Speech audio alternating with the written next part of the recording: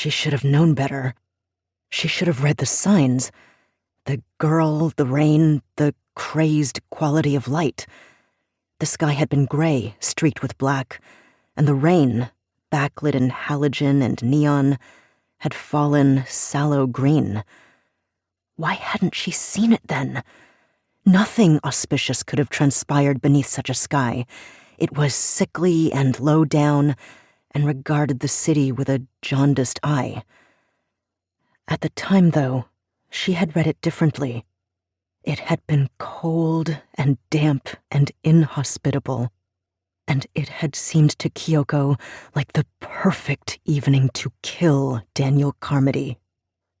She had followed him 10 blocks from the enormous brownstone in Baltimore's fanciest downtown neighborhood. He had been performing there for a dying man with his string quartet. It was his pathetic little business these days, playing music for the rich and dying. Kyoko hadn't expected him to come out with someone, a thin, trench-coated female carrying a violin case. Of course, some things never changed. And it had enraged her, this added insult, this further blow to her mother's memory.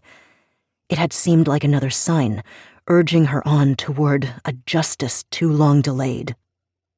She had held her umbrella low in front of her face, stopping once in a while to pretend to inspect rain-soaked notices on lampposts, hanging back at crosswalks, maintaining a half-block distance, until the pair had gone up the stone steps of Rafferty's old-time grill and disappeared behind its huge wooden door. Kyoko had waited then, in the shadow of the stone staircase, back behind a line of dumpsters, listening to the cramps through her earbuds. If you had seen her, you would have thought she looked more Hello Kitty than killer, in her oversized hoodie and size 5.5 salmon-colored sneakers. With her heart-shaped face and day-glow blue forelock sticking out from beneath her umbrella, she was a bedraggled elf, seeking refuge under a mushroom. But in spite of her cuteness, her size, 5 foot 3 inches, 103 pounds, and her age, 23, Kyoko's life had been deformed by grief. Grief, in turn, twisted to hate, hate hammered to anger, until the anger, the hate, and the grief had become grotesquely fused. Kyoko believed that violence would alleviate all three. In fact, she had bet on it. In the kangaroo pocket of her hoodie, she held the handle of a Yanagi sashimi knife with a 7-inch carbon steel blade.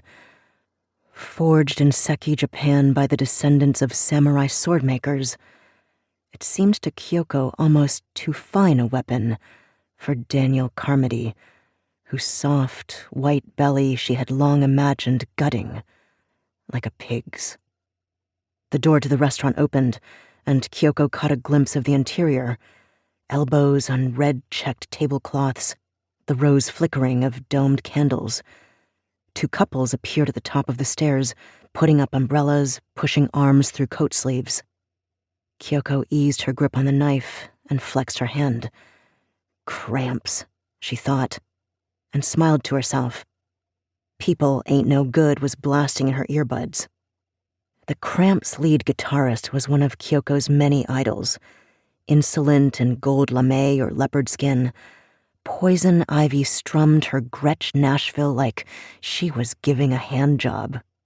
Kyoko instinctively pressed the chords into the handle of her knife.